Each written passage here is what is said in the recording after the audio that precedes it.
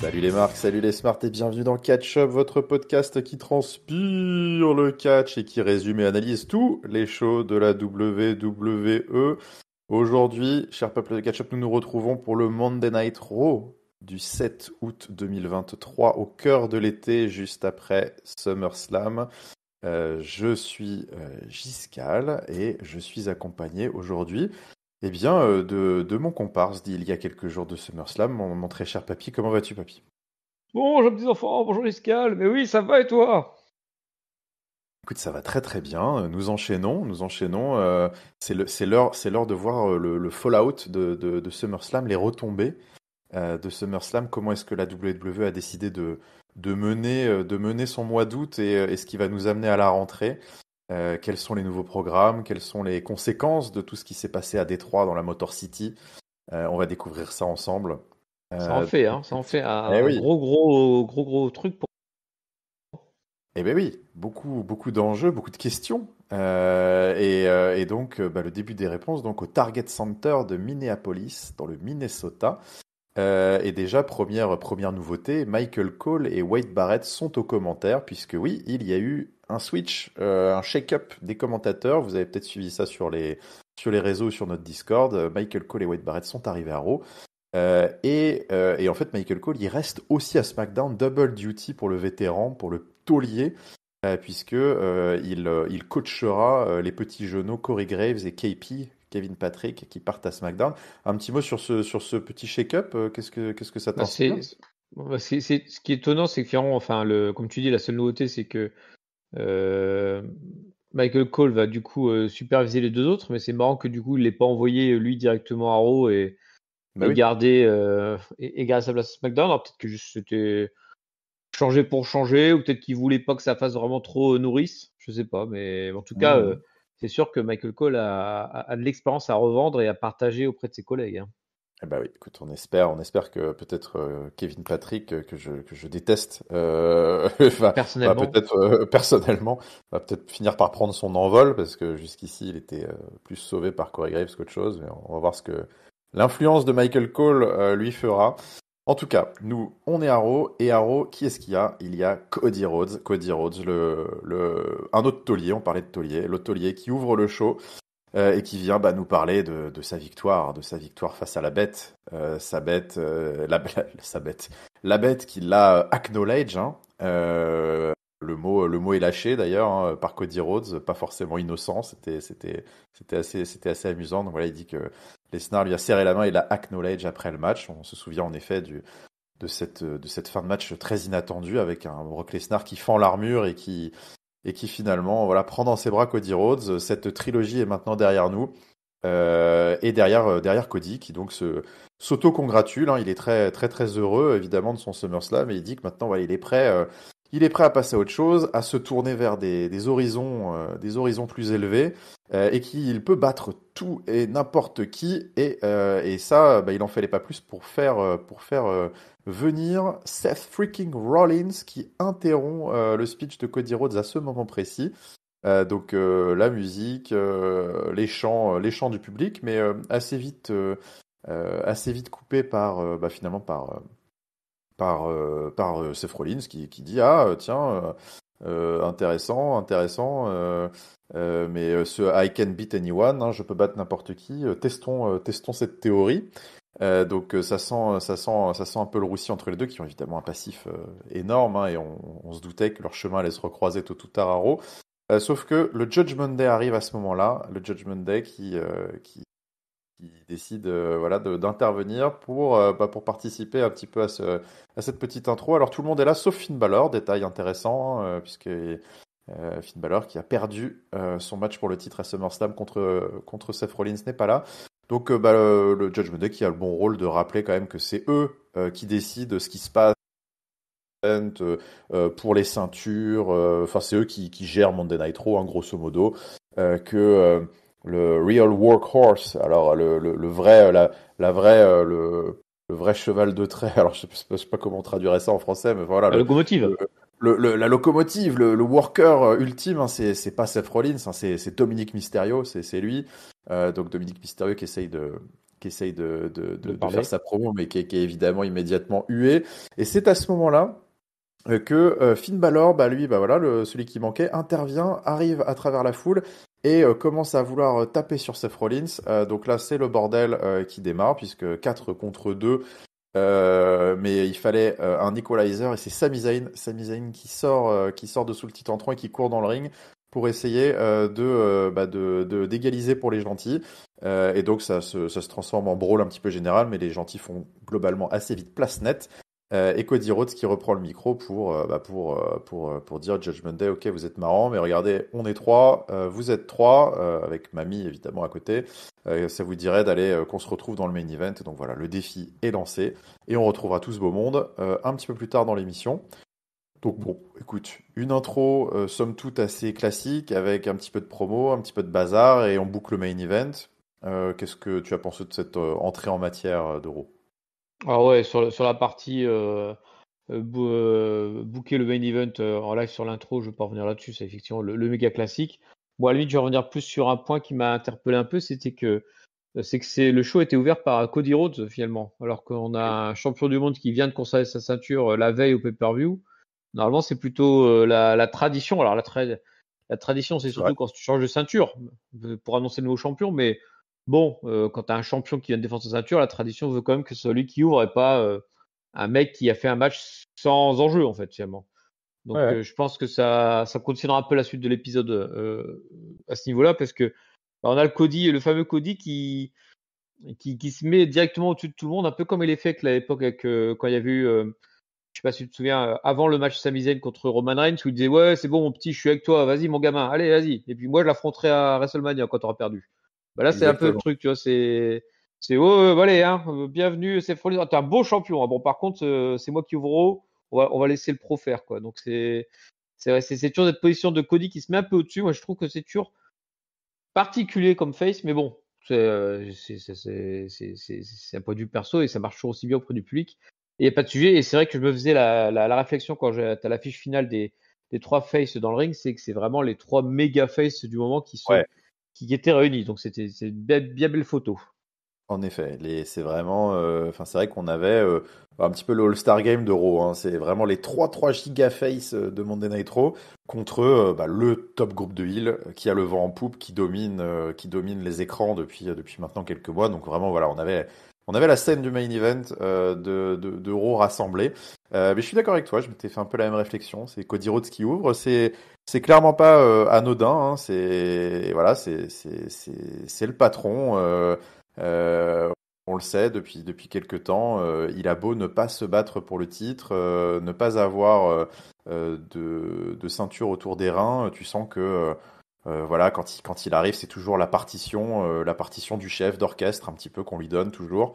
Il y a eu pendant tout un moment, pendant les derniers mois, on avait vraiment l'impression parfois de voir John Cena dans le ring, hein, parce qu'il arrivait en milieu de show, généralement au top de la première heure, qui est souvent un petit peu le pic de l'émission. Il arrivait, il faisait sa petite promo, il avait son match, il roustait un mid-quart d'heure, et puis derrière, il prenait le micro, il dit bon voilà, allez, merci à tous et ciao. Et bonne soirée, hein, ciao. Et bonne soirée. Donc c'est bon bah voilà, là il le fait en intro, mais oui oui clairement c'est pas si anodin. Et d'ailleurs d'une certaine manière la réaction de Seth Rollins reflète un petit peu ça, hein, parce que tout de suite c'est lui qui interrompt alors que c'est lui le champion, mais parce qu'il se sent d'une certaine manière un peu provoqué, menacé, ne serait-ce que par le simple discours d'ouverture de Cody Rhodes qui ne provoquait encore personne. Et hop, tout de suite, c'est le champion piqué au vif. Donc c'est tout ça n'est pas en effet sans doute anodin. Mais on retrouvera tout ce beau monde un petit peu plus tard, et on va avoir le second groupe, le groupe Eto, qui va suivre après le groupe du main event. On a eu le bloc de la mid card, puisque nous avions une petite passe d'armes backstage entre tout un tas de gars de Monday Night Raw, puisque nous avions Adam Pearce qui était entouré de Ricochet, de Chad Gable, de Matt Riddle, de Tommaso Ciampa, donc tous les faces, hein, de la mid-card, voilà, après les top babyface du main event. Donc Ricochet qui se plaignait auprès d'Adam Pearce, il dit je me suis fait gruger à SummerSlam, c'est pas sérieux, patati patata. Pearce il dit désolé, je peux rien faire, j'ai bien vu, hein, mais bon, la décision de l'arbitre est définitive, que veux-tu. Bref, donc les 3 autres que j'ai mentionnés interviennent. Et donc Adam Pearce enchaîne et dit écoute, tu vois Ricochet, tu vas peut-être avoir une chance de te remettre en selle, puisque ce soir tu es dans un four-way avec Matt Riddle, Chad Gable, Tommaso Ciampa, et le vainqueur remportera un title shot pour aller défier Mr. Gunther. Oui, donc c'est parti. Donc c'est pas un elimination fatal four-way, c'est un vrai fatal four-way. Le premier tombé l'emporte. Donc écoute, on a un Fatal 4-Way bourré d'action, assez court au final, 10 minutes. Je vais pas vous faire le play-by-play, mais grosso modo, moi j'ai trouvé un match très très dynamique avec grosso modo 4 catcheurs qui envoient quand même plutôt du lourd entre les cordes, hein. Ces 4 profils assez nerveux, assez high flyer. Écoute, il y a beaucoup de contres, beaucoup de gros spots, et ça se termine sur un enchaînement assez marrant de Chad Gable qui essaye de porter son Chaos Theory à tous les participants un par un, mais à chaque fois il est contré en fait par l'un des autres qui revient. Donc au début, je crois qu'il essaye de le mettre à Matt Riddle, et puis finalement il est contré par Ricochet, il essaye de le porter à Ricochet, mais il est contré par Ciampa, et puis il finit par le porter à Ciampa. Le mettre à Ciampa pour le pin, et donc victoire de Chad Gable qui, après avoir tenu la semaine dernière la dragée haute à Gunther dans une sorte de gauntlet où tu pourrais pas tenir 5 minutes, puis au final il a tenu 15 minutes et c'était un match de haute volée. Et ben Chad Gable va pouvoir retenter sa chance, petit momentum qui se prolonge en solo là pour Chad Gable en ce moment. Qu'est-ce que tu as pensé de ça et des perspectives peut-être pour ce title shot à venir? Alors, Chad Gable qui était à domicile, c'était, je pense aussi Tu as que ça a raison, joué, tout à fait. ça, Oui, ça c'est a vrai. joué Tu as clairement raison. sur C'est vrai qu'il a porté son le choix de fils le après mettre le en match. valeur Ouais, c'est vrai. et Il le avait gros son. soutien du public qu'il a eu, hein, parce qu'il était fortement soutenu. Et puis, ouais, non, non. En plus, moi, je trouve qu'il fait du excellent boulot, Chad Gable. Le match était dynamique, et puis, globalement, une fois que tu avais compris que le héros du match serait Chad Gable, tu as tout qui a tourné autour, et les gars ont bien jobé pour le mettre en valeur. Le match contre Gunther était une belle réussite. Moi, ça fait longtemps que je pense que Chad Gable pourrait prendre un titre solo avec finalement avec son mini clan quoi qu'il a avec Otis et maintenant Maxine. Ça serait étonnant que ce soit seulement contre Oui, Gunther, mais bon, pourquoi pas, hein, soyons fous. Ça serait une soyons sacrée fous. surprise en tout cas. Ce serait une sacrée surprise. Ce serait une belle surprise. Je t'avoue que je suis un peu comme toi. Moi, c'est vrai que Chad Gable, j'apprécie beaucoup. J'apprécie le personnage, déjà, ce qu'il fait dans le ring, mais j'apprécie aussi le rôle, son abnégation, sa persévérance depuis des années, cette capacité on le dit souvent, mais voilà, à prendre tout ce qu'il peut prendre et à maximiser son temps d'antenne, à transformer un peu le plomb en or à chaque passage qu'il a. Je trouve que c'est vraiment des mecs qui sont plus qu'honorables et même si on déteste les You Deserve It, toi et moi, dans le ring, je Quelle trouve que horreur. c'est quelle horreur, quelle horreur. Tu vois, c'est pas qu'il le mériterait, mais je trouve Il se il donne le les moyens d'aller le gagnerait. chercher. Voilà, il se donne vraiment les moyens d'aller le chercher, ce title shot. Et on se retrouve dans une situ où, en effet, comme tu dis, voilà, il y a du bon travail depuis plusieurs mois avec la Alpha Academy, depuis même quelques semaines, qui est encore plus fort là avec Maxime Dupri, Otis et cette petite faction très sympa qui se passe. Son travail dans le ring est topissime.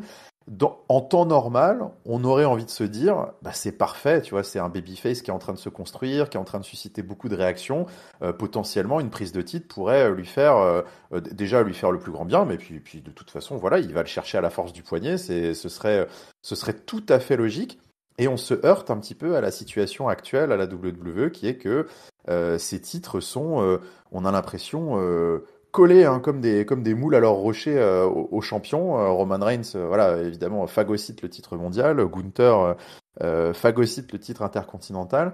Donc ça bloque des portes à la naissance, on va dire, de petits règnes comme ça, rafraîchissants. et cette chasse permanente des records, parce qu'on va pas se mentir, hein, de toute façon, là, Gunther, voilà, il est indélogeable du moment qu'il aura pas pu dépasser. Il y a un mois, je Euh, crois, du record. Ouais, il lui reste encore un mois. Bah c'est sûr que voilà, c'est dommage parce qu'on a l'impression que d'une certaine manière, ça bride un petit peu Oui, ces naissances un peu spontanées qu'il peut y avoir à droite à gauche comme Chad Gable. Et donc bon bah oui, on le voit arriver gros combinaison. Ce sera sans doute un match d'une bravoure hein, terrible de Chad Gable. Il sera soutenu par le public, ce sera la folie. Mais bon, difficile de difficile d'y accorder un peu plus de crédit. C'est vrai que c'est un peu dommage cette situation, je trouve actuelle. Euh, Avec les titres, c'est particulièrement vrai chez les hommes, je trouve. Chez les filles, ça tourne un peu plus, mais tu me diras, chez les femmes, c'est aussi un peu pareil avec Rhea Ripley. ouais, Mais bon, voilà. encore, elle est encore loin du record. Ouais, ouais. Le Non, non, mais problème avec loin du Vegas, c'est record, qu'une mais fois qu'ils l'ont lancé trop loin, ils ont du mal à s'arrêter. Alors, les Usos, ils avaient comme, une fois qu'ils ont battu le record, ils l'ont vite perdu d'ailleurs, hein, parce qu'ils hmm. ils avaient battu le record du New Day. Et puis derrière, WrestleMania a terminé. Et bah, je pense que Gunther, c'est pas impossible que dès qu'il ait battu le record du Honky Tonk Man, hop, d'un coup, ils vont se décider à lui mettre un adversaire qui a vraiment de chance de gagner. Puis ça va terminer comme ça, on, quoi. on verra, on verra. On En tout verra. cas, bravo à Chad Gable. Et donc on enchaîne avec bon, il y a un petit segment backstage assez marrant. Donc bon bah donc vous l'avez compris, le main event de ce soir sera Sami Zayn, Cody Rhodes et Seth Rollins contre les trois bad boys du Judgment Day. Donc on les retrouve en coulisses. Hein, donc Cody Rhodes et Seth Rollins forcément. Hein, c'est pas les meilleurs amis du monde. Ils se cherchent un peu des noises. On sent qu'il y a une tension hein, depuis l'intro. Donc Sami Zayn qui joue un petit peu voilà le négociateur, celui qui essaie de ramener la paix et l'amitié entre les deux. Voilà, il leur dit attendez les gars, ce soir on a l'occasion de faire quelque chose d'incroyable, c'est de remettre le Judgment Day à sa place. On a eu des problèmes avec eux. Enfin bref, vous connaissez la chanson. Sami, Cody Rhodes et Seth Rollins dit ok, allez c'est bon, on est cool, on est cool. Mais on sent que ouais, Sami Zayn il n'est pas convaincu. Seth On Rollins, verra ce que. non? Oui, enfin que Seth Rollins c'est pas convaincu, mais même Sami Zayn, je sais pas, Oui. je le sentais pas forcément. Voilà, il dit ok, il y a encore peut-être un peu de boulot. Oui, parce que On ce que enchaîne. j'insiste sur Seth Oui, Rollins, parce que c'est effectivement Cody Rhodes a l'air plutôt dire, tu sais, il se met encore une fois en position oui, oui, au-dessus en disant oui, ouais, encore une moi j'ai rien fois. dit, moi, je sais pas pourquoi il m'en veut et tout. Et donc du coup, Hmm. lui, il serre la main assez facilement, et puis tu sais que Seth Rollins, on sent quand même qu'il il en a gros sur la patate, hein. Il y a une sorte en effet, ouais, comme tu dis, de morgue un peu naturelle de Cody Rhodes qui se met de facto au-dessus de la mêlée. Il dit non, ouais, aucun problème, aucun problème. Donc ouais, ouais, tout ça, on va voir comment tout ça se poursuit. On enchaîne avec un Shinsuke Nakamura contre Bronson Reed. Donc bah, ils continuent leur chassé-croisé en mid-card, ces deux-là. Et donc Shinsuke Nakamura, Bronson Reed. Donc Shinsuke Nakamura qui voilà, hein, depuis 2, 3 semaines peut-être, allez, on nous tease un peu quelque chose avec Shinsuke. Voilà, il est agacé, il veut se remettre en selle. On a l'impression qu'il en a marre un peu de fini de niaiser en quelque sorte. Et puis bah, c'est un petit peu ce qu'on va voir pendant ce match, hein, parce qu'on a un match très disputé, assez long, 12 minutes quasiment entre les deux hommes. Et un Shinsuke que j'ai trouvé assez focus, assez motivé. Ça fait longtemps. Je trouve qu'on l'a pas, on est peut-être un peu en train de retrouver le Nakamura des débuts. Très intense dans le ring, pas beaucoup de bullshit, pas beaucoup de taunt. C'est son style un petit peu assassin, strong style qu'on retrouve, qui, ma foi, moi, m'a plutôt convaincu avec cette opposition de style avec Bronson Reed, toujours aussi impressionnant avec son physique. Et donc bah voilà, je spoil un petit peu avec ce déroulé, mais vous l'avez compris, Nakamura va finir par l'emporter, donc une victoire assez très clean. Et puis bah, pas négligeable pour le japonais, avec deux Kinshasa, l'un par devant et un vrai par derrière, après avoir évité le tsunami.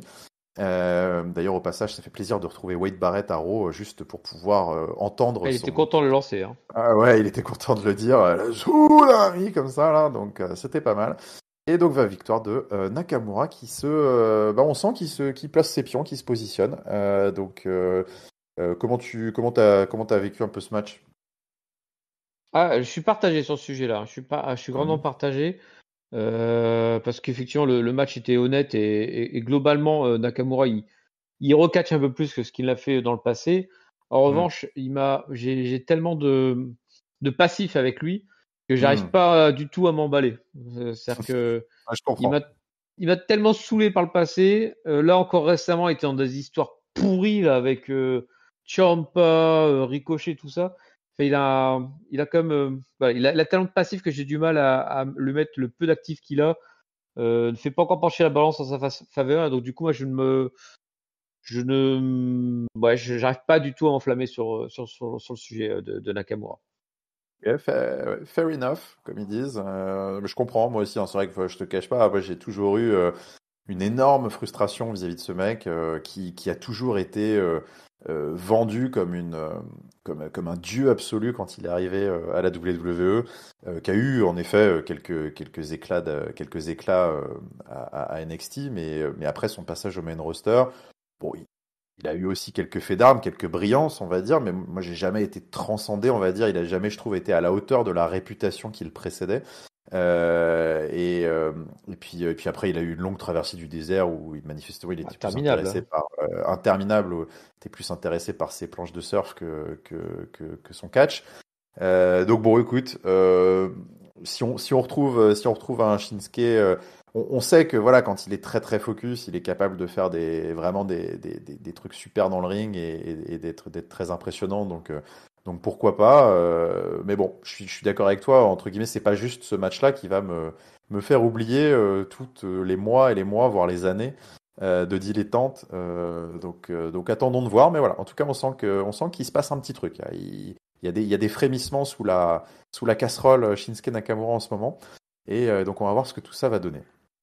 On continue avec, on retourne en backstage.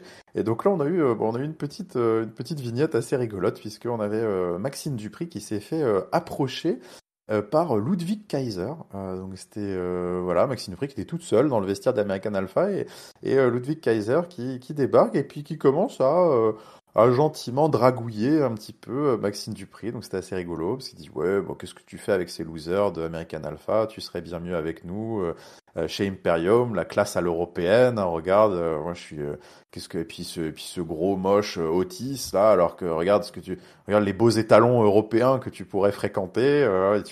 Il se fait le menton bien haut, le regard fier et tout. Donc bon, c'était un petit échange. Maxime Dupri qui n'a pas l'air intéressé du tout. Et d'ailleurs, comme souvent le grand classique du catch, quand on commence à trash talk quelqu'un qui est pas à l'écran, bah en fait, il se trouve qu'il est juste derrière ton épaule. Et donc, t'as Otis qui était juste derrière Ludwig Kaiser et puis qui fait hop hop hop. Et donc, d'ailleurs, Ludwig qui ne se démonte pas. Hein. Il y aura challenge pour ce soir. Deal, match entre les deux. Ludwig Kaiser contre Otis, booké un petit peu plus tard dans la soirée. Et puis d'ailleurs, on va en parler tout de suite. Hein. Donc c'était un petit peu plus loin. Allez-y, allez. Allez, un petit peu plus loin dans l'émission. Donc Otis contre Ludwig Kaiser. Maxime Dupri et Giovanni Vinci sont aux abords du ring. À noter que, sauf erreur de ma part, je crois que Chad Gable n'était pas là. Hein. Non, c'est étonnant, ouais. Donc voilà, c'est peut-être pour renforcer dans l'inconscient collectif le fait que voilà, Chad Gable en ce moment, ses intérêts sont solo et donc le spotlight de la Alpha Academy est plutôt sur le couple Otis-Dupri. Écoute, match très rapide, mais victoire de Ludwig Kaiser sur un Enziguri, un petit coup de pied sauté sur Otis. Après, évidemment, une distraction hein, de Giovanni Vinci, évidemment. Donc, victoire rapide Et de en à Gunther. peine. De mémoire, Gunther était là aussi. Et oui, pardon, également, tu as raison. En effet, Gunther qui arrive et qui fait un cheap shot. Donc victoire de Imperium sur Otis qui repart tout penaud en 3 minutes et quelques. Donc d'une certaine manière, un coup porté à distance puisque son cher protégé s'est fait un petit peu avoir comme un bleu sur ce coup-là. Donc voilà, écoute, petit échange de mid-card qui moi m'a fait sourire. Je sais pas si tu as un commentaire là-dessus. Ouais, c'est le seul commentaire que je vais avoir là-dessus, c'est effectivement l'absence de Chad Gable là, dans tout le segment du match, alors que tu as bien Gunther qui est là lui aux Mhm. abords du ring et puis qui du coup va intervenir. C'est quand même étonnant. Alors, j'espère que c'est juste une petite ficelle pour dire que il a pas pu sauver son avis et du coup ça a empêché la confrontation avec Gunther et on la garde pour plus tard et pas qu'il s'est blessé. Ce serait comme ballot. Mhm. Mais ouais, c'était quand même étonnant de les voir à 2 contre 3. Enfin, quand c'est les faces qui sont à 2 contre 3 parce qu'il y a un mec qui vient pas, c'est toujours un peu bizarre comme Ouais. attitude. On peut toujours se demander la cause profonde de ce choix-là. Oui, en effet, je suis d'accord, c'était assez surprenant. Voilà, est-ce que c'était juste une sorte d'effet un peu pour, comme je disais, renforcer l'impression que voilà, Chad Gable est solo, mais bon, ça faisait pas trop de sens parce qu'il y avait quand même son copain qui se faisait canarder là par les trois autres. Mais bon, écoute, à voir, à voir. En tout cas, c'était surprenant, je suis d'accord. Euh, on va continuer avec Becky Lynch qui est là pour sa petite promo hebdomadaire. Becky Lynch qui vient nous expliquer que elle va avoir, comme attendu, hein, son match au Canada d'ailleurs, hein, la semaine prochaine à Raw contre Becky Lynch, contre Trish Stratus. Voilà, ça y est, c'est le mano à mano pour enfin décider de qui est la meilleure de l'ancienne génération contre la greatest, la GOAT Becky Lynch de cette génération. Donc enfin, elles n'ont pas eu leur moment à SummerSlam, mais ça y est, elles vont l'avoir la semaine prochaine. Donc il est grand temps d'en finir. D'ailleurs, hein, Becky Lynch qui ne manque pas de nous rappeler que elle en a marre d'ailleurs hein, d'avoir affaire à Trish Stratus. Donc elle a hâte que ce soit terminé. Elle a toujours le chic pour dire ce que tout le monde pense, tout haut ce que tout le monde pense tout bas. C'est bien. Mhm. Et ce qui nous fait sortir Zoe Stark qui arrive et puis qui elle est pas contente qu'on trash talk sa mentor. Donc elle arrive et dit oh, moi je attends, arrête de parler mal de Trish Stratus. Et Becky Lynch qui d'une certaine manière enfin un petit peu dans cette histoire s'en prend verbalement à Zoe Stark et puis qui lui demande, lui dit mais je comprends pas, de toute façon qu'est-ce que tu fous avec Trish Stratus? Tu vois pas qu'elle t'utilise, c'est évident, elle est complètement washed, elle vaut plus rien, Trish Stratus, toi t'es une future, t'es une petite jeune en puissance, machin. Qu'est-ce que tu bref voilà qu'est-ce que tu fous avec elle? Elle essaye de planter quelques petites graines de la dissension entre les deux. Et Zoe Stark qui se laisse pas démonter d'ailleurs, elle dit bah oui, t'as bien raison, je suis putain de bonne à ce que je fais. En effet, je suis très très forte, je suis même meilleure que toi. Patati patata, je suis exceptionnelle, je suis la fastest rising star à Monday Night Raw. Et ce sur quoi, surprise, c'est la musique de Shayna Baszler qui intervient, qui arrive, et Shayna Baszler qui arrive avec un gros cocard, œil au beurre noir, bien cabossé de sa masterclass, hein, de sa masterpiece de la veille, enfin de l'avant-veille, pardon, les PLE étant le samedi maintenant, à SummerSlam contre Ronda Rousey. Donc elle arrive et lui dit attends, qu'est-ce que j'ai entendu? T'es la plus dangereuse, t'es la La baddest, elle meilleure. avait dit en fait, Ouais, t'es la baddest, Zoe oui, t'as Stark. raison, c'est ça. Ouais, c'était ça le trigger, c'était ça. Ouais, je suis la baddest, donc non, Shayna Baszler qui arrive dit, vous avez pas vu ce qui s'est passé à SummerSlam, j'ai battu Ronda Rousey, donc c'est officiellement moi la baddest woman on the planet maintenant décidément. Becky Lynch qui approuve d'ailleurs, voilà, donc très très bien. Donc ça commence à chauffer un peu entre Zoe Stark et Shayna Baszler. Donc, comme souvent dans ces cas-là, Becky Lynch assez rigolote là, donc elle prend un petit peu de recul, elle regarde les deux se chauffer. Et puis elle les provoque un peu et dit oh là attends c'est pas de la Tu sais ce qu'elle provoque dit de que toi là? T'as j'entends. entendu là? Ouais t'as entendu ce qu'elle a dit, elle te provoque. Moi je dis ça mérite baston franchement. Bon donc ça c'est classique Becky Lynch. Et puis elle dit ouais moi je pense qu'il faudrait rendre ce match officiel patati patata et donc et Adam Pearce il loupe pas un moment La pour grosse feignasse. la grosse feignasse, dès qu'on peut rendre son job un peu facile, lui, tout de suite, il arrive et il y a son petit crâne chauve qui apparaît sous le petit tantron. Il dit hop, qu'est-ce que j'entends une proposition de match qui a l'air intéressante, une idée que j'ai pas eue. Je valide. Le match est officiel et le match est right here, right now. Donc c'est parti. Shayna Baszler contre Zoe Stark. Et donc, c'est parti pour 13 minutes quand même. Donc un match Ah ouais, il était assez long, hein. long. Ouais, un match assez long entre les deux, match assez technique, match forcément pas mal au sol, hein, pas mal de prises de soumission.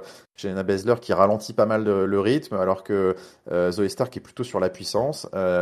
Et un match qui, écoute, m'a paru très, très compétitif, assez, pas mal, plutôt bonne mise en valeur de Zoe Stark, moi Oui. qui me plaît bien dans le ring, je dois avouer. Je suis assez intéressé d'en voir plus une fois que l'épisode Becky Trish sera terminé. Et donc un match qui se termine sur Piper Spit, pardon, de Zoe Stark, de Zoe Stark, pardon, de Shayna Baszler. Shayna Baszler. Shayna Baszler qui l'emporte donc sur Zoe Stark. Zoe Stark qui s'est bien battue, mais qui a succombé, on va dire, un peu à l'expérience à l'expérience de Shayna Baszler, qui donc poursuit son momentum, on va dire. On ne sait pas trop à quoi ça va lui servir, mais bon, en tout cas, son momentum. Et Zoe Stark qui chute au grand plaisir de Becky Lynch, qui était restée aux abords du ring à siroter de la limonade au citron, donc qui, je pense, était clairement, qui faisait clairement écho je sais pas si tu as trop suivi les échanges sur les réseaux sociaux avant SummerSlam, Pas du tout, vas-y, ah ouais, éclaire-moi. Becky Lynch qui avait été très vocale à l'issue de la décision qui avait été d'écarter Becky Lynch Trish Stratus de la carte de SummerSlam, et donc D'accord.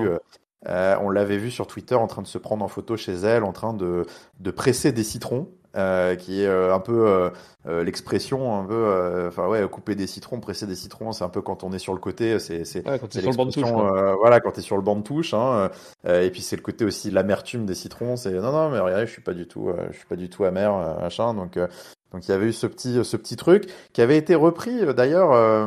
Alors, je sais plus exactement comment il l'avait dit, mais c'est pareil. Je pense que c'était pas complètement innocent, connaissant le personnage. Mais lors de la conférence de presse d'après SummerSlam, il y avait Triple H qui avait eu un bon mot. Il avait utilisé une expression en disant qu'il y en a qui étaient capables il avait utilisé un truc avec presser des citrons dans sa conférence de presse, et je pense que c'était un jab assez clair à Becky Lynch. Alors c'est dommage parce que faudrait que je retrouve l'expression qu'il a eue, mais c'était une façon de dire, bon voilà, on peut pas, d'une certaine manière, on peut pas presser la carte. Enfin, il y a pas de la place pour tout le monde, et Ah oui, on peut d'accord, on pas veut pas toujours. presser la carte comme d'autres prennent des citrons ou un truc comme ça. Ouais, ouais, un truc un peu dans ce style-là. Donc, ouais, il y a eu un petit taunt. Et donc, bah, voilà, Becky Lynch, 2 jours après, qui arrive et qui boit de la limonade. Et d'ailleurs, je crois qu'au commentaire, elle a été un peu, on lui a demandé pourquoi elle buvait de la limonade. Et elle a dit, non, non, mais c'est pas du tout pour l'amertume ou un truc comme ça. Enfin, bref, voilà, il y a un petit, il y avait une petite private joke. Je sais pas dans quelle mesure c'était un peu de la provoque, où il jouait un peu sur le buzz qu'il y avait eu sur Internet. Mais en tout cas, voilà, c'était rigolo. Donc je voulais le mentionner, mais sans doute que d'autres personnes plus averties sur Twitter auront eu plus la ref que moi. Donc voilà. Bon, en tout cas, pour revenir à ce qui s'est passé dans l'émission, bah écoute, voilà, victoire de Shayna Baszler, défaite de Zoe Stark, petite passe d'armes entre les deux. On tisse peut-être des programmes pour la suite. Qu'est-ce que tu as pensé un petit peu des retombées de tout ça? Alors déjà, merci pour cette explication sur tout le truc Twitter, parce que quand t'es pas connecté aux réseaux sociaux, ça te passe totalement au-dessus de la tête. Donc moi, je dis ok, la soif, ouais, merci. Et donc, oui, oui, par rapport à ce match-là, ouais, j'étais aussi étonné et par la durée, par la résistance de Zoe Stark. Alors, on va voir le verre à moitié vide, à moitié plein. Si je le prends à moitié plein, je me dis qu'effectivement, bah, le projet Zoe Stark continue et qu'ils veulent absolument pas lui donner une grosse défaite et la montrer ultra compétitive. Si je vois le verre à moitié vide, je me dis, bah, de toute façon, c'est le classique de WWE triple chienne, où de toute façon n'importe qui peut avoir un match de 10 minutes contre n'importe qui. Bon, on verra dans quel côté ça penche, mais effectivement, Zoe Stark est bien positionné pour l'instant. Et quant à Shayna Baszler, bah, elle revient un peu cabossée, mais bon, je pense que le public était comme vachement content qu'elle ait battu Ronda Rousey, hein, vu la réaction quand elle a dit je vous ai Ouais. enfin débarrassé de Ronda Rousey. C'était ah super, on la verra plus. Euh, si jamais ils avaient espéré qu'elle récupère un peu de sympathie avec cette défaite Ronda Rousey en chialant, c'est pas pour tout de suite, hein. Non, c'est pas pour tout de suite, en effet. Ouais, ouais, et pas eu une pop. Enfin, ouais, c'est pour ça que je suis un peu curieux de savoir qu'est-ce qui. Bon, cette victoire, là, on a donné. Bon, ça me dérange pas fondamentalement qu'elle ait battu Zoe Stark, hein. Zoe Stark, c'est une rookie. Shayna Baszler sortait d'une victoire contre Ronda Rousey. Bon, ça n'aurait eu aucun sens, on va dire, de faire perdre Shayna Ouais, Baszler oui, ici. clairement. Donc je suis plutôt d'accord avec le fait, et puis d'avoir rendu le match compétitif, je trouve que c'est intéressant quand même pour les prospects, on va dire, de Zoé Stark. Donc globalement, je trouve que voilà le truc a été rondement mené. Maintenant après, voilà, c'est plus l'après pour Shayna Baszler. On voit, elle a suscité quasiment aucune réaction à SummerSlam. Là encore à Raw, elle bat une heel clairement identifiée. Elle a pas suscité beaucoup de réactions.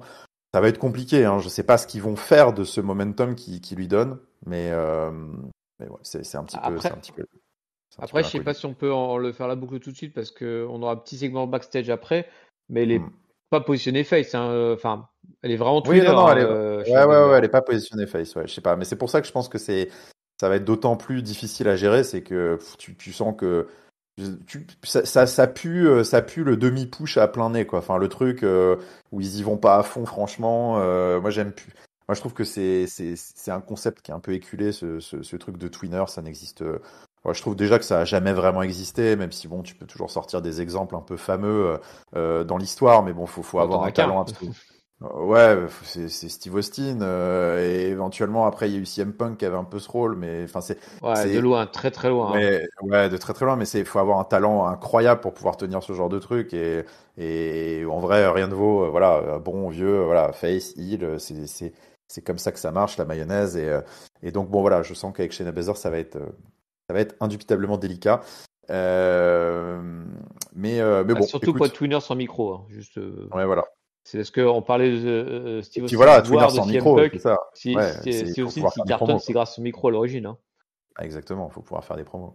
Mais tiens, bah, je finis quand même, parce que comme ça, vu que j'ai le vrai truc, je finis de t'éclairer sur ce qui s'était passé sur Twitter. Mais tu vois, Triple H avait dit lors de sa conférence de presse, c'était il faut que les catcheurs soient capables de prendre des citrons et d'en faire de la limonade, ce qui était en fait une référence à en fait voilà, tout le monde a des miettes, un peu de temps d'antenne, faut prendre ce qu'il y a à prendre. Et d'ailleurs, c'est un discours que j'approuve complètement.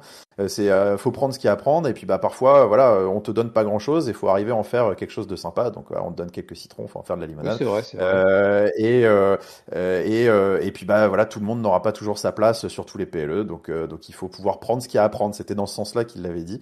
Et donc voilà, c'était clairement un jab à Becky Lynch, et donc Becky Lynch était arrivée avec sa limonade justement à Raw. Et c'était Wade Barrett qui avait dit que la limonade était très bonne et n'avait aucune amertume. Donc c'était peut-être une façon de désamorcer un peu le truc. Voilà, Bah, de toute c'était façon, rigolo. si elle peut se permettre d'arriver avec sa limonade à la main, Ouais, je pense que euh, c'était validé, hein. Ouais, c'est que c'est validé, hein. Et puis, c'était oui, voilà. validé. Elle se permettrait pas ce genre de provoque, je pense. Euh, Allez, on continue. Et donc, bah, du coup, là, on enchaîne avec une grosse promo. Une grosse promo, mesdames et messieurs. C'était le Miz qui est arrivé. Voilà, le Miz, il arrive avec son micro. Et puis, on se demande ce qu'il va bien pouvoir nous raconter. Parce que le Miz, bah, finalement, il n'a pas tant de programme que ça en ce moment. Donc, il arrive face caméra, tac, avec son petit micro. Il dit, ouais, je comprends pas ce qui se passe. Pourquoi est-ce que les gens aiment bien LA Knight? Alors voilà, en fait, voilà, là on comprend assez vite finalement. Il est pas content de ce qui s'est passé il y a 48 heures parce qu'on se souvient dans la bataille royale Slim Jim que le Miz s'est fait éliminer par LA Knight. Donc il se dit pourquoi est-ce que tout le monde aime bien LA Knight? C'est quoi cette supposée fame, cette hype qu'il y a autour de ce personnage? Et puis il s'est jamais présenté, il vient de nulle part. Je comprends pas. Il aurait dû venir me voir et se présenter et me prouver, enfin me présenter une marque de respect en quelque sorte. Moi, je suis un des locker room leaders, patati patata. Donc j'en ai marre qu'on me manque de respect. Bon, bref, il part un peu dans les tours pour rien, on a l'impression. Et alors la surprise, LA Knight. LA Knight est là, la musique retentit, Minnesota est debout. Le Target Center est en feu, la méga star est à Raw, la superstar de SmackDown est à Raw. Bon, hein, fuck la draft, hein, ça on a compris, hein, je pense depuis un moment, hein, c'est terminé. Oui, c'est oublié.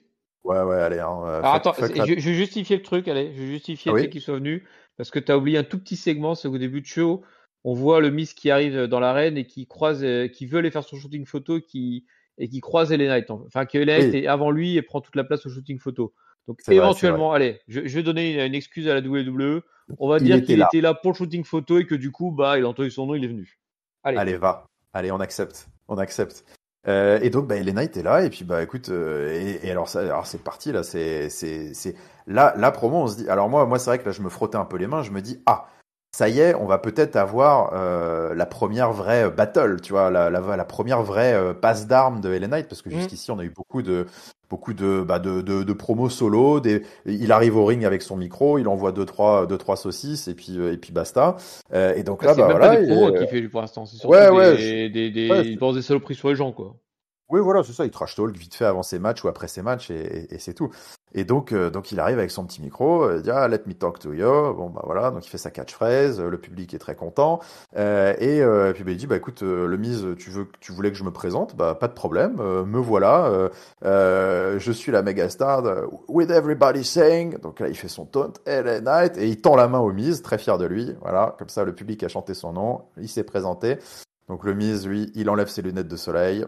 Il les met dans sa poche et il prend son micro et il dit non, ça me va pas. Et donc là, c'est parti. Donc le Miz, il commence à dire non, mais en fait, il part en trash talk. Il dit ouais, mais écoute, je comprends pas. Donc il répète un petit peu ses arguments avant qu'Ellen Knight arrive. Ouais, il dit ouais, t'es the flavor of the month, hein, donc t'es un petit peu le parfum du mois. T'es la hype du moment. On va t'oublier aussi vite que t'es arrivé. Qui t'es, d'où tu viens. Je pense que t'es juste. Moi, je pense que je sais ce que t'es. Je pense que t'es juste un fanboy de l'Attitude Era. T'es une sorte de bootleg là. Qui s'inspire de trucs qui ont marché il y a 20 ans, qui fait du cosplay de Steve Austin là, au milieu du ring.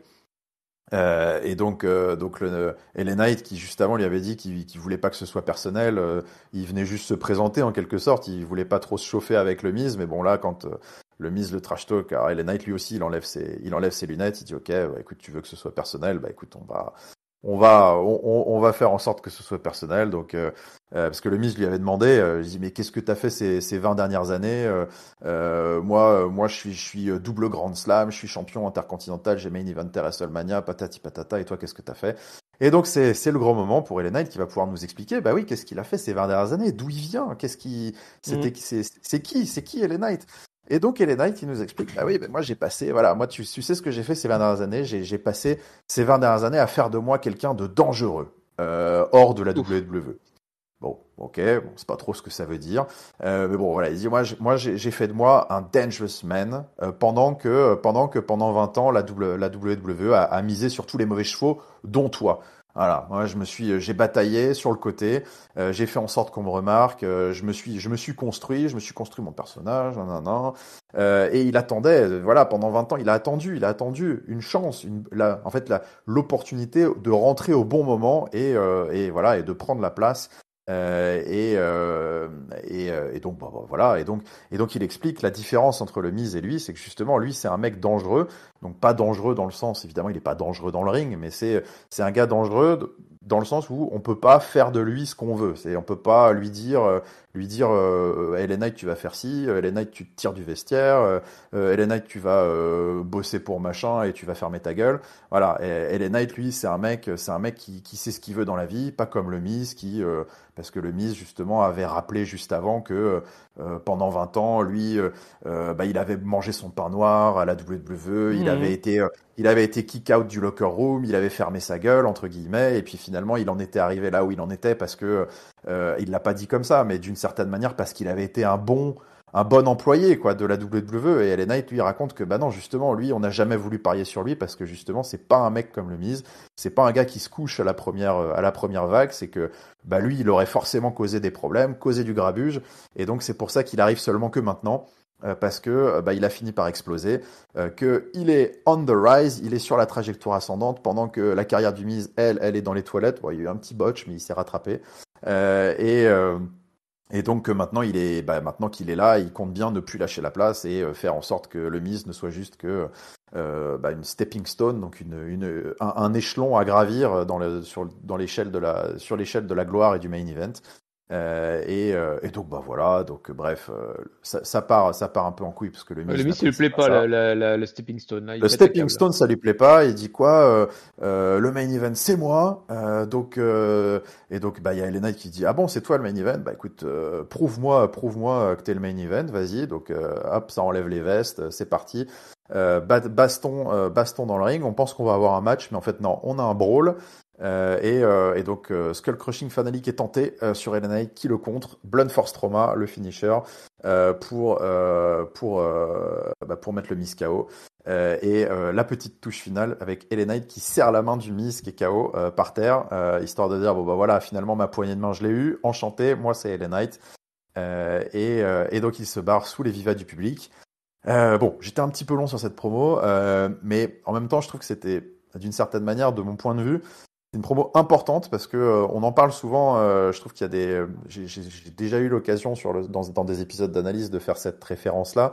Mais quand il y a des changements de gimmick, quand il y a des nouveaux personnages, quand il y a des turns par exemple, je trouve qu'il y a souvent il y a un moment dans les shows où il y a des promos qui sont assez fondatrices. C'est des promos un petit peu où t'as vraiment l'occasion de te présenter en quelque sorte. Hein.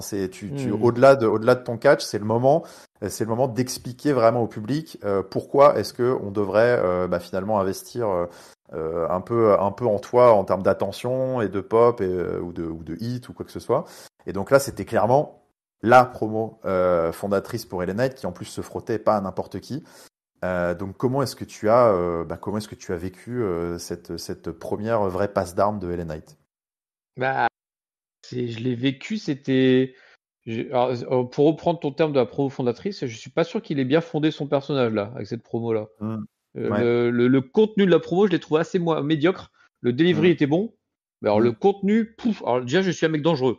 Ah bon? Ouais. Alors je suis dangereux, oui, mais je suis. Alors, en plus, il a vachement joué sur les. Alors les deux ont joué un peu sur les critiques qui se passent sur Twitter, hein, et le Miz avait au jeu de dire c'est la saveur du mois et il repompe tout ce qu'ont fait les anciens. Ça c'est un peu les critiques qui se posent. J'ai vu là, notamment le After the Bell là, et je regardais un peu les commentaires Twitter et alors t'as beaucoup de trucs qui sont à fond dedans et t'en as aussi beaucoup qui disent non mais les Knights c'est juste un copycat en fait. Il fait que pomper. Donc là-dessus, c'est vraiment une critique qu'il lui a donnée et du coup, le Miz lui a servi pour que les Knights rebondissent. Mais le rebond de LA Knight, je l'ai pas, enfin, j'ai pas aimé en fait. C'est pas que j'ai pas aimé, c'est que j'ai pas compris où il voulait en venir et en quoi ça devait me donner de le soutenir, envie de le soutenir en fait. Qui disent toi t'es un mec safe dans le sens on peut compter sur toi. Et ben non, moi je suis pas comme ça, moi je suis un mec dangereux. Je suis pas sûr que ce soit une qualité, tu vois. Toi, le Miz, toi, t'as accepté, t'as résisté face au vestiaire qui était contre toi et tout. Voilà, moi, j'aurais jamais accepté ça. T'aurais fait quoi? Tu te serais barré alors? Et tu vois, là-dessus, en fait, tout ce qu'il apportait comme argument, je trouvais pas ça forcément des qualités. Je disais, limite, j'ai plus envie de soutenir le Miz dans ce truc-là parce que lui, il avait pas les atouts dans sa manche au début, il a résisté, il s'est mis à un money event. Bon, il est complètement en chute libre, le Miz. Il n'y a pas de souci là-dessus. Mais je suis pas sûr que ce soit des défauts ce qu'il a fait le Miz. Au contraire, il avait pas les atouts et il s'est battu pour avoir sa place et il a superbement réussi sa carrière. Et toi, derrière, t'arrives en disant, ouais, attends, moi je suis pas un loser comme toi, j'aurais pas attendu 20 ans pour réussir.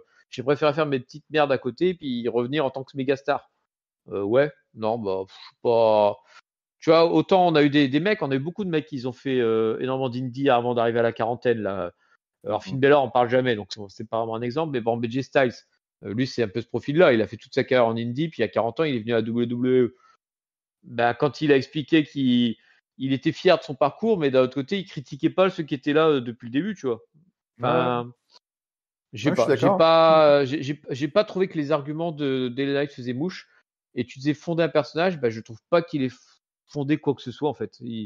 En fait, le seul truc que je ressors de ce personnage, de cette fondation de personnage, c'est de me dire que LA Knight pour l'instant c'est qu'une machine à trash talk et qu'il a pas vraiment de choses à raconter. Voilà. Que sur la promo, hein, je parle. C'est-à-dire que ce qu'il a fait sur After the Bell, tout ça, il y avait beaucoup plus de fond. Alors, ce qu'il nous a sorti en promo, c'était pas zéro, mais c'était pas intéressant. Voilà, on va le dire comme ça. Non, mais tu vois, alors étrangement peut-être, hein, je sais pas, contrairement à ce qu'on pourrait attendre, mais je suis assez d'accord avec toi.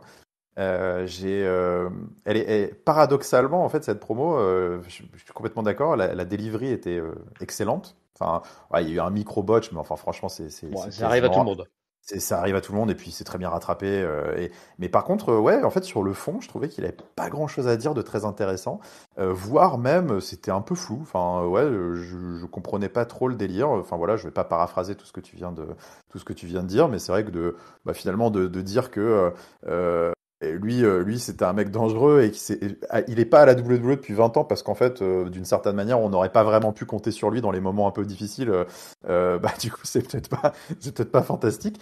Et en fait, paradoxalement, c'est vrai qu'il y a un truc qui est assez inexplicable. Alors, c'est vrai que parce que tu as fait mention à After the Bell, là, donc le podcast Corey Graves et Kevin Patrick, donc il y a eu un épisode il y a pas longtemps, juste avant SummerSlam, l'épisode, donc c'était LA Knight l'invité. Donc c'est vrai que en fait, d'une certaine manière, cette promo était une sorte d'ultra synthèse de ce que LA Knight a dit un petit peu sur le podcast After the Bell, sur sa motivation, sur ce qu'il drivait un petit peu, pourquoi est-ce qu'il était là à la WWE. Et même si j'ai bien aimé d'une certaine manière la version plus longue sur son parcours, tu sens que c'est un gars, oui, c'est pas un compagnie, c'est pas un company man, c'est pas un yes man, oui, c'est pas, mais et c'est pas forcément un fanboy, un fan de la WWE de la première heure, quoi. Donc d'une certaine manière, t'as presque l'impression qu'il s'en fout un peu d'être là. Lui, il mène un peu sa barque en solo, il veut être le top guy et basta. Il pourrait faire ça n'importe où. Il veut juste être un mec au top et qui est reconnu, quoi. Mais ce discours, d'une certaine manière, est un petit peu creux. Même dans le podcast, c'est-à-dire que je trouvais que tu l'écoutais parler, tu dis ok, c'est beau, il a un parcours, il en a chié, il a bouffé de la merde pendant des années et tout, mais fondamentalement, c'était pas très inspirant non plus. Tu vois, tu te dis pas, c'est un gars, waouh, c'est passionnant de l'écouter parler. Euh, et paradoxalement, là où je veux en venir, c'est que il y a un côté, c'est assez mystérieux. Enfin, c'est le charisme, j'imagine, hein, c'est le hit factor. On appelle ça comme on veut. Il y a des gars comme ça pendant il y en a eu plein dans l'histoire de la WWE, des mecs qui, d'une certaine manière, ont été incroyables au micro, mais on avait l'impression qu'ils avaient jamais rien à dire. Je sais pas, des mecs comme Batista, j'en sais rien, ou des gars où tu te dis, tu te demandes presque comment ça fait pour fonctionner, mais en fait, Même ils ont Orton, le hein. truc. Ouais, Randy Orton, d'une certaine Orton manière, avait c'est jamais pas grand-chose à raconter, hein. il avait rien à raconter, mais il y a des gars, tu sais pas pourquoi, en fait, quand ils parlent, tu les écoutes. Et il y a un truc qui m'a frappé vraiment sur cette promo, et ça m'avait déjà traversé l'esprit sur les précédentes petites passes micro de LA Knight à SmackDown ou dans les pay-per-view. C'est qu'il y a un truc qui, quand il parle, il y a vraiment, il y a un silence dans le stade qui s'installe et tout le monde l'écoute. Enfin, il y a pas de what, il y a pas de brouhaha. Il y a une sorte de captivation de quand il parle, les gens l'écoutent et sont vraiment suspendus. Et il peut poser la moindre question, tout de suite le public va réagir en faisant des yeah pour l'aider dans sa promo. Il a le public d'une certaine manière dans la paume de sa main, c'est un peu l'expression. Et il y a un truc, il a beau dire des trucs inintéressants et pour le coup, je suis vraiment d'accord. Je trouve que cette promo était quand même ultra creuse. Ça fonctionne. Il y a quelque chose d'assez dingue. Et donc, encore une fois, il arrive sous les vivets de la foule, il a planté le Miz par terre, il repart sous les vivets de la foule.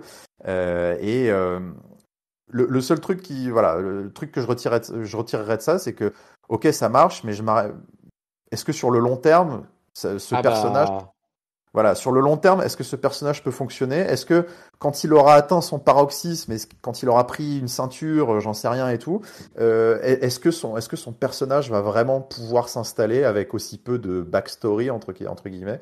C'est la question qui mérite d'être posée à l'issue de cette promo. parce qu'en Euh, fait, finalement, la promo donne beaucoup raison aux Miz, en fait. Avec oui. à dire c'est la flavor of the month, bah ouais, ça ressemble à ça la promo. Ouais, et puis d'ailleurs, il contredit même pas ça, hein. Il part sur autre chose hein, dans ses arguments. Il dit même pas, voilà, donc je suis là pour longtemps ou j'en sais rien.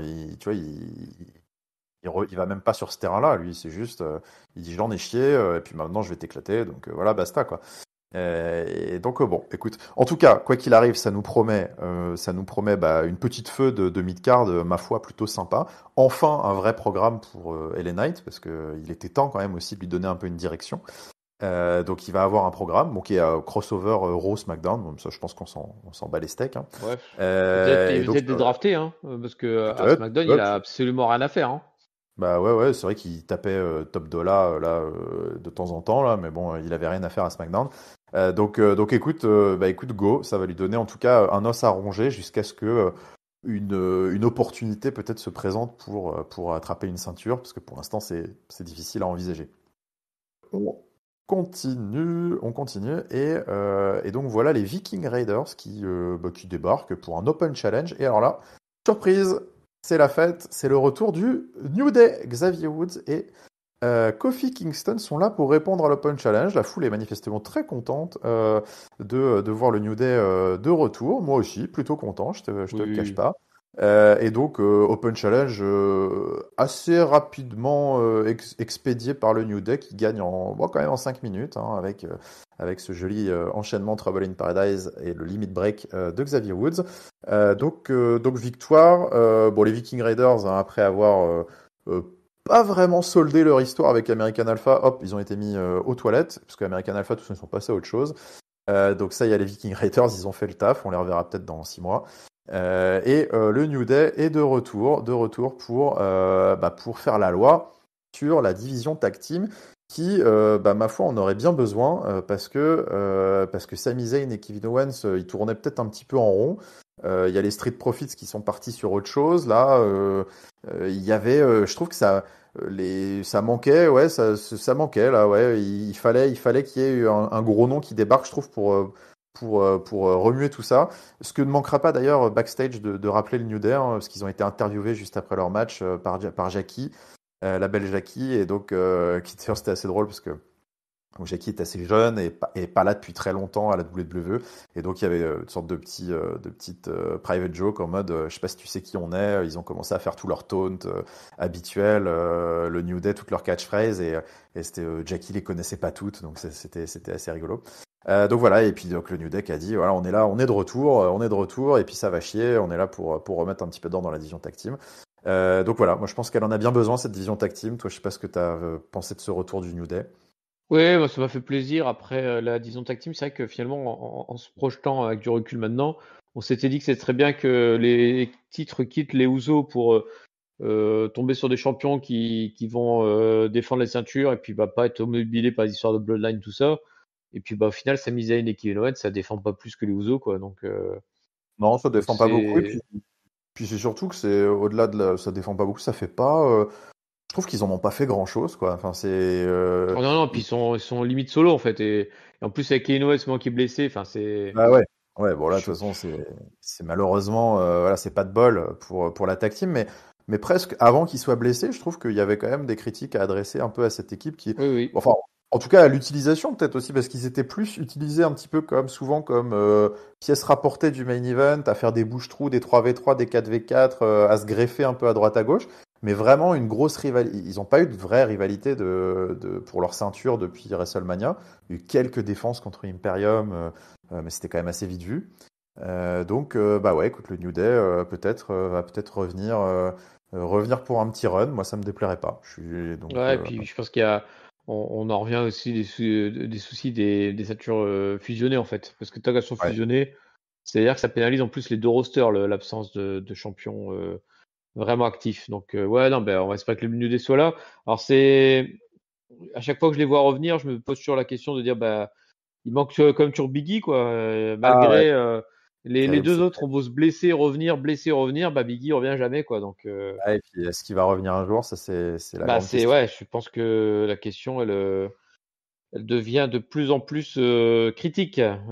Ouais, Bon. c'est vrai. Ça commence à être inquiétant. Et puis en plus, il y a quelques news qui sortent qui sont pas très très réjouissantes pour le pauvre Biggie. Donc oui, on sait pas. On sait pas. Mais bon, comme tu dis, voilà, New Day, bonne nouvelle. Bonne nouvelle, mauvaise nouvelle. Bah ouais, mauvaise nouvelle quand même. Mais manifestement, on a appris juste après que Sonya Deville s'était fait les croisés. Bon, il y a fort à parier que les ceintures vont devoir être à nouveau abandonnées. C'est vrai qu'il y a une sorte de malédiction un peu sur les ceintures tag team féminines, à tel point que, franchement, ils devraient quasiment les supprimer, ces ceintures, parce que ça n'a quasiment plus aucun sens. Parce que Liv Morgan et Raquel les avaient déjà lâchées à chaque fois. Enfin, Liv s'était blessée, Raquel s'était blessée. Enfin bref, c'est interminable. Les championnes sont toujours blessées, j'ai l'impression. Il y a quasiment, de toute façon maintenant il n'y a plus d'équipe, hein, parce que il y a plus d'équipe il y a les petites jeunes, Katana Chance et Ouais. Kaden Carter. Je crois que c'est peut-être la seule équipe qui reste dans la division, parce que Et après, il Shayna reste des Baszler, associations assez sur bidon, quoi, avec Lenny qui Voilà, bosse c'est et les ça. trucs. Enfin, Oui. Non, mais c'est-à-dire que je sais pas ce qu'ils vont faire parce que tu vois, là, s'ils sont blessés, il va falloir qu'ils lâchent leur ceinture. Alors, ils vont refaire un tournoi avec encore une ah fois non, bah plein non. d'associations de merde. Bon, je C'est sais pas. surtout ça le Fred problème, en Le- fait. C'est surtout ça le ouais. problème, c'est que refaire des tournois à chaque fois, enfin, au bout d'un moment. Et je pense qu'ils auraient jamais dû la faire perdre, enfin, pas comme ça, du moins, suite à la blessure de Liv Morgan, en fait. Ah Parce oui. qu'elle n'a pas été blessée longtemps, hein. Donc, Mm, mm. et le truc, c'est que si dès que tu as un blessé, tu dois faire perdre la ceinture, bah, effectivement, elle peut tourner vite, quoi. Et Ah là, oui. bah, Et ouais, bah, puis bah là, on n'a plus d'équipe, quoi. Il n'y a plus d'équipe. ouais, ça donne pas envie de la recréer, effectivement. Enfin, de la remettre libre à ceux qui va aller la chercher, quoi. Ou alors il la renvoie NXT. Mais Ouais, il devrait la balancer à NXT, franchement, et puis dire, je sais pas, Triple H, vas-y, il nous sort une petite ceinture de mid-card féminine, et puis basta. J'en sais rien s'ils veulent absolument garder un titre pour la low card des filles entre guillemets, mais les tag teams, ça a pu, enfin, de toute façon, ça n'avait aucun sens depuis plusieurs années mm. déjà, mais voilà, c'est vraiment terrible. Surtout qu'en plus, il semble se passer un petit peu des choses côté féminin à Raw, puisque alors on va arriver au main event de la soirée. Alors pourquoi je vous parle des filles? Parce qu'il s'est passé un petit truc pas si anodin que ça lors des entrées, puisque donc main event, hein, je vous rappelle Judgment Day, les gars du Judgment Day contre Cody Rhodes, Seth Rollins et c'est vrai qu'on avait oublié de parler de ça, mais Cody Rhodes, Seth Rollins et pas Sami Zayn. Shinsuke Nakamura, et oui, c'est le troisième larron de ce main event. Pourquoi? Parce que un peu plus tôt dans l'émission, il y a JD McDonough qui a fait du bruit cette semaine. Il a fait du bruit. Alors, il a fait du bruit deux fois. Déjà parce qu'il y a eu un petit segment backstage cette semaine entre Finn Balor et lui qui étaient en train de discuter. Le Judgment Day qui est arrivé à ce moment-là parce que c'était les retombées un petit peu de l'introduction, les tensions entre Damian Priest et Finn Balor. Damian Priest qui est venu un petit peu dans la face de Finn Balor, il dit c'est quoi ton problème? T'es frustré. Finn Balor qui dit mais non, c'est quoi toi ton problème? Enfin bref, redite un petit peu de ce qu'il y avait eu déjà avant Money in the Bank d'une certaine manière avec la friction, la friture sur la ligne entre les deux. Rhea Ripley qui arrive entre deux. Encore une fois, vraiment, pour le coup, vraiment redite de ce qu'il y a eu il y a un mois et demi. Hein. Il dit, les gars, attendez, ça suffit. On veut tous la même chose. On veut que le titre, il aille dans le Judgment Day. Donc arrêtez de vous fâcher. Ça rime à rien. Vous êtes des gamins et tout. Bon, vous êtes cool. Encore une fois, c'est vraiment, j'avais l'impression de revoir le même segment. Il y a Damien Priest qui dit, ouais, ok, c'est cool. Finn Balor qui dit, ouais, ok, tranquillo, c'est cool et tout. On sent que c'était un c'est cool moins clair qu'il y a un mois et demi quand même. Hein. Mais bon, soit. Et JD McDonough donc Damien Priest qui s'en va, Finn Balor je sais plus si Finn Balor s'en va, mais JD McDonough qui se permet d'intervenir entre guillemets, et puis qui dit à la fin du segment, qui dit ouais, vous savez, moi je pense que vous devriez vous débarrasser de cette mallette, c'est cette mallette qui fait du mal et qui est entre vous deux, et c'est cette mallette qui cause des problèmes. Bon, premier Et petit il dit ça à dépassement. Priest, ouais. Et t'as Baylor qui est encore là, mais il dit Ouais, ça à Priest. Et après, il ouais, parle ouais, lui avec Baylor. ouais, voilà, c'est ça. Ouais. Donc premier petit dépassement de fonction et première petite friction. Et donc pourquoi on continue de parler de JD McDonough, c'est parce qu'en fait JD McDonough il est arrivé un peu plus loin dans l'émission puisqu'il a tabassé Sami Zayn. Alors voilà, agression commandée par le Judgment Day, on imagine évidemment. Il est allé attaquer l'épaule de Sami Zayn et donc l'a blessé manifestement. Donc est-ce que c'est une façon un peu kayfabe d'écrire aussi Sami Zayn un peu hors de nos écrans vu que Kevin Owens est blessé, on ne sait pas. Mais en tout cas, voilà, pour le main event de ce soir, ça a des implications concrètes puisque Cody Rhodes et Seth Rollins se retrouvent tous les deux, donc ils cherchent un troisième partenaire, et donc c'est Shinsuke Nakamura qui s'est présenté. Et donc ce qui s'est présenté spontanément d'ailleurs, hein, il a dit attendez, moi les gars, si vous cherchez quelqu'un, je suis chaud, je veux bien vous aider. Cody Rhodes, lui, de mémoire, je crois qu'il accepte assez vite. Seth Rollins lui dit bon, écoute, il a quelques doutes, mais il se dit écoute, je te Non, connais. je crois que Cody Rhodes dit à Seth Rollins, je te laisse gérer, un truc comme ça. Ah oui, oui, voilà, Cody Rhodes, je te laisse gérer. Donc c'est Rollins qui est pas forcément, voilà, qui dit pas un oui franc et massif, mais qui dit voilà, on a beaucoup de passifs tous les deux. Je sais, grosso modo, je te connais, je sais à quel point t'es dangereux, et que tu peux être bon. Allez, pour ce soir, vas-y, je te fais confiance, viens avec nous, quoi. Donc c'est parti. Ouais, j'ai trouvé comme Seth Rollins comme plus emballé à avoir Oui. Nakamura avec lui que Cody Rhodes, en fait. Hein. Tout à fait, absolument. Ouais, on sent qu'il y a la tension est toujours est toujours vive avec Cody Rhodes. Et donc, c'est parti pour ce main event. Sauf que c'est parti, voilà, je mentionnais les filles parce que pendant les entrées, le Judgment Day arrive avec Rhea Ripley. Et alors là, Rhea Ripley se fait attaquer par une horde de filles, puisque c'est Raquel Rodriguez, Indy Hartwell et Candice LeRae qui arrivent toutes pour attaquer Rhea Ripley, et donc qui commence à la tabasser à 3 contre 1. Rhea Ripley qui essaie de se débattre tant bien que mal, les officiels arrivent, tout le monde est là pour les séparer, et donc ça, bref, Rhea Ripley...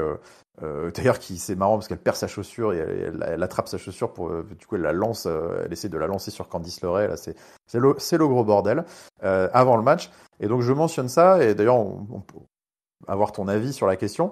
J'ai trouvé ça assez sympa parce que, bon, déjà d'une, il se passe enfin quelque chose un petit peu avec Rhea Ripley et la division féminine. Et puis c'est d'une certaine manière une suite logique assez bien fichue du comportement de Rhea Ripley depuis des semaines et assez bienvenue. C'est quelque chose qu'on voit assez rarement, de voir des faces entre guillemets se révolter en groupe comme ça sur une île, parce que c'est vrai que voilà, Rhea Ripley, elle fait la pluie et le beau temps depuis des semaines et des semaines, voire des mois et des mois. Elle est pas du tout inquiétée. Elle a quasiment pas besoin de défendre son titre, pas de rivalité. Dès qu'il y a un semblant de rivalité, elle agresse en backstage et elle blesse et hop, terminé, elle règle tous ses problèmes comme ça. Et donc là, voilà, on a une sorte de révolte un peu du vestiaire, enfin ce qu'il en reste, et pour aller attaquer donc Rhea Ripley qui peut-être va enfin au devant de quelques petits problèmes de son côté. Et j'ai trouvé que c'était assez bienvenu comme petite altercation. Ouais, alors, je l'ai interprété différemment, moi, le truc, parce que le timing du segment. Alors, on avait déjà eu en fait Raquel Rodriguez un peu plus tôt, qui avait été dans le vestiaire en lui disant que elle n'était pas clean pour affronter Rhea Ripley, et qui donc avait comment dire, elle était un peu déçue. Et puis tu avais donc Indy Hartwell et Candice LeRae qui l'avaient soutenue. Et là-dessus, tu as comment ça s'appelle? Donc l'intervention l'attaque de Raquel Rodriguez, mais c'est Raquel d'abord qui attaque Rhea Ripley seule, et ensuite quand quand le combat bat et qu'il faut les séparer, là t'as les deux filles qui arrivent en fait. Donc moi j'ai plus l'impression que c'est Raquel en leader qui affronte, qui va chercher les noises à Rhea Ripley pour vraiment une affiche qui s'annonce. Et les filles, à la limite, qui rejoignent la face, effectivement, comme tu dis, en disant, ok, bon, l'autre, on va réussir, on va arrêter de se laisser soumettre par elle. Et effectivement, elles ont un peu plus attaqué que d'habitude, ou d'habitude, ça se laisse un peu plus faire. Là, elles ont pas juste protégé Raquel, elles ont clairement attaqué Rhea Ripley. Donc ça, c'est une évolution, ça, à ce niveau-là. Mais pour moi, le projet principal, c'est Raquel versus Rhea. Et le reste, c'est vraiment très, très accessoire. Peut-être que du coup, elles vont servir de petit bois le temps que Raquel soit disponible. Mais bon, à voir. À mon avis, en effet, je pense que sur les prochaines semaines, il y a fort à parier qu'on ait Rhea Ripley qui casse en deux Indy Hartwell ou Candice LeRae, histoire d'eux. Mais oui, enfin, en effet, je suis d'accord avec toi, le endgame, hein, c'est clairement Raquel Rodriguez, Rhea Ripley. C'est juste que voilà, ça m'a fait un peu sourire et j'ai trouvé ça appréciable, on va dire, qu'il y ait des faces qui tabassent, on va dire, à plusieurs. Qui se révoltent un peu. Qui se révoltent un peu, que ce soit pas des carpettes, quoi, et qui se révoltent un peu à plusieurs contre une île, parce que c'est assez rare, et c'est justifié pour le coup, parce que voilà, Rhea Ripley, elle fait un petit peu ce qu'elle veut depuis un petit peu trop longtemps. Donc voilà, en tout cas c'était la petite péripétie du début de match. Et puis écoute, après on enchaîne sur le 3v3.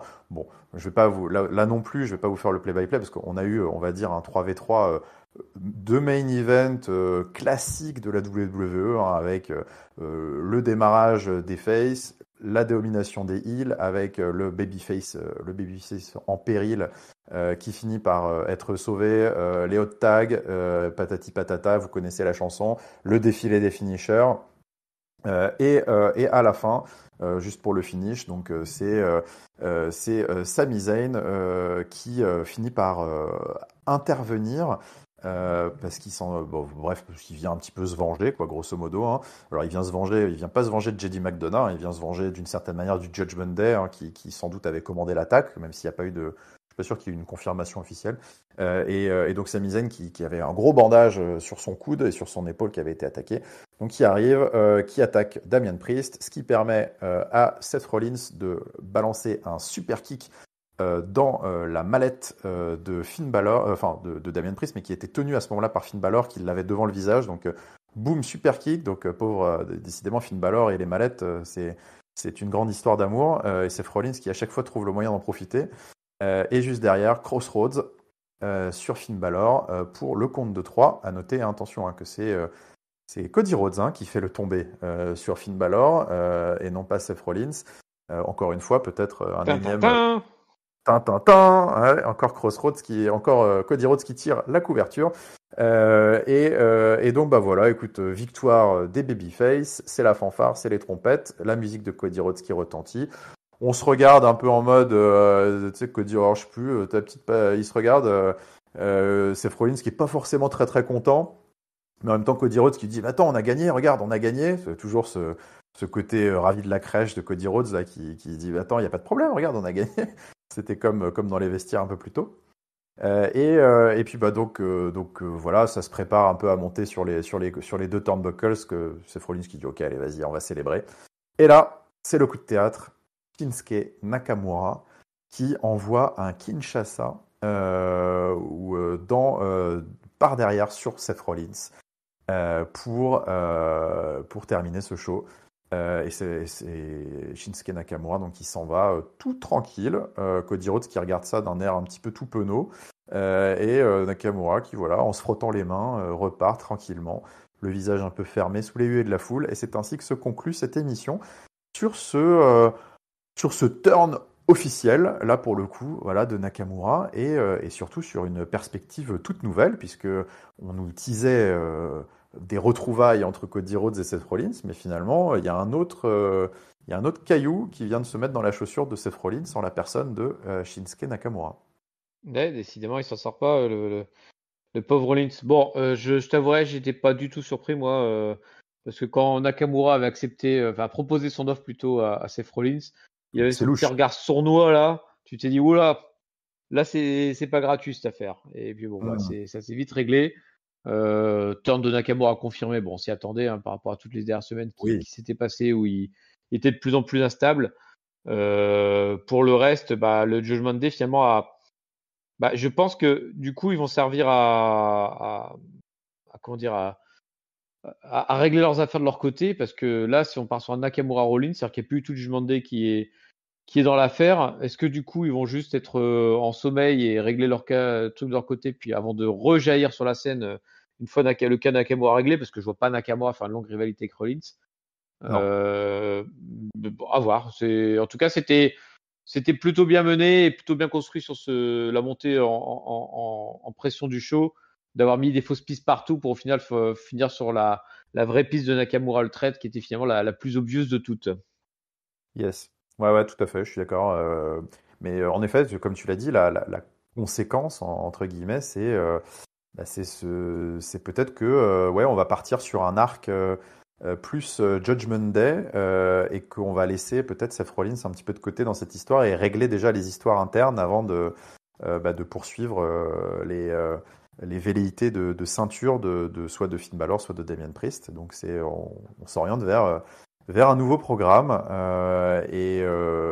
écoute, c'est pas pour me déplaire, en tout cas ce petit teasing. Je pense que Seth Rollins et Shinsuke ont largement les moyens de nous faire quelque chose de très cool dans une défense de transition, comme on pourrait dire.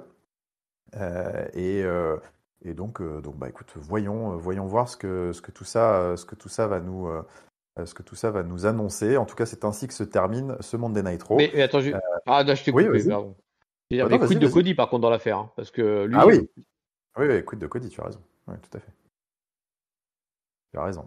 Quid de Cody, mais là c'est vrai que du coup ça va manquer de programme pour lui si la place est prise, ou est-ce que encore une fois dans son style caractéristique il va prendre toute la place et du coup rester un petit peu dans l'histoire des deux autres, je sais pas, ou essayer de les réconcilier comme il avait fait à l'époque avec Sami Zayn et Kevin Owens. Sami Zayn et Oh, Kevin Owens, c'est ça, ouais.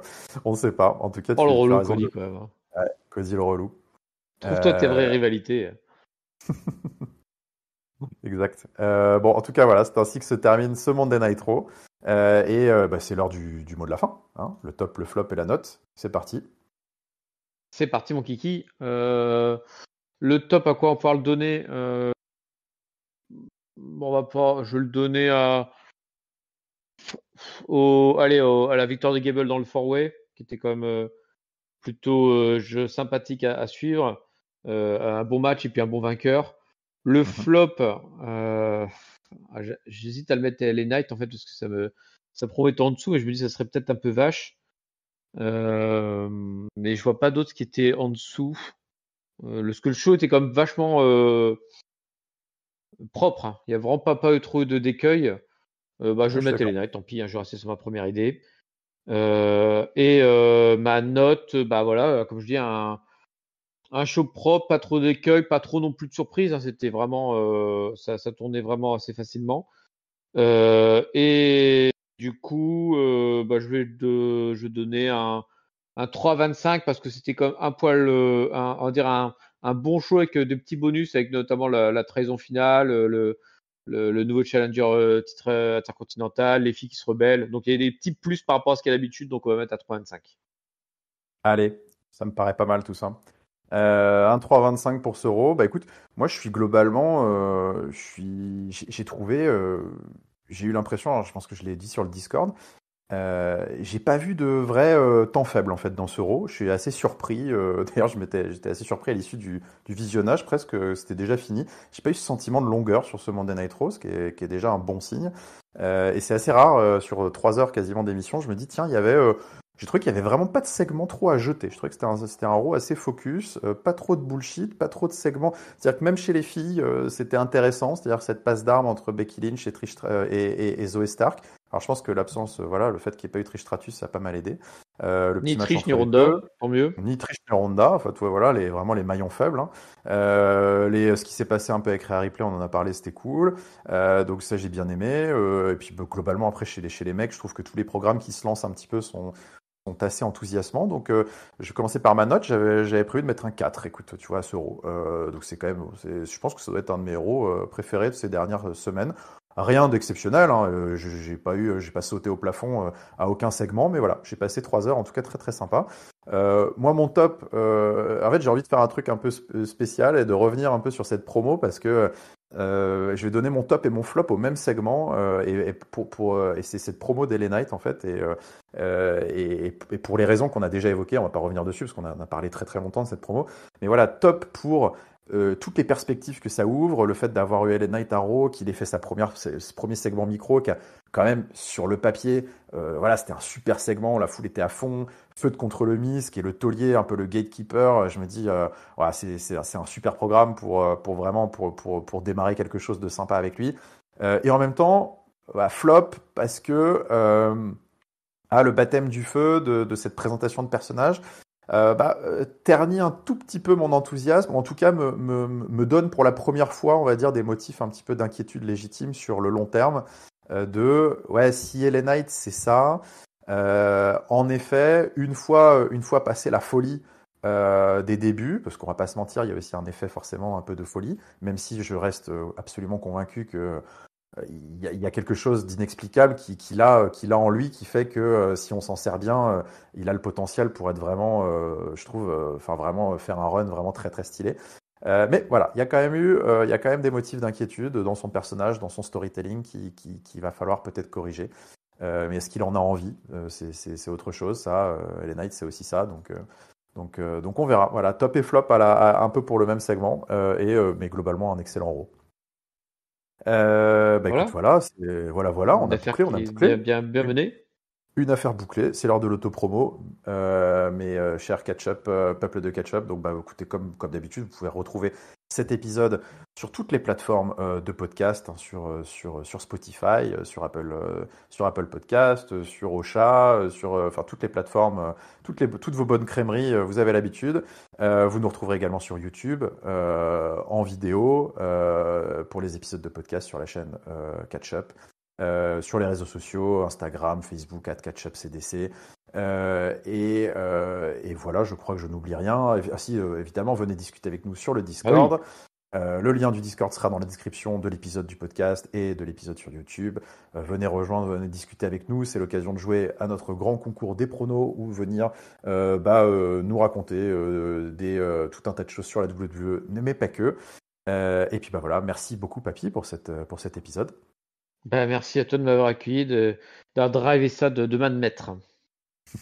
Et puis écoute, peuple de Ketchup, je vous souhaite à tous, parce que je pense que moi je vais faire quand même à un moment, il va falloir aller siroter des cocktails au bord de la piscine, hein, donc on va faire une petite pause. Je vous souhaite à tous un bon mois d'août, une bonne semaine pleine de catch, et puis voilà, ciao ciao tout le monde. Salut à tous.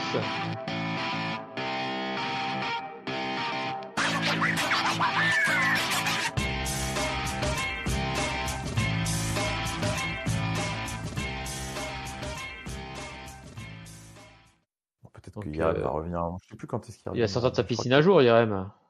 Lui, c'est ça. Tu sais, il utilise la caisse de ketchup chaque année. Hein, c'est toujours le Oui, mais il nous arnaque encore une fois. Hein.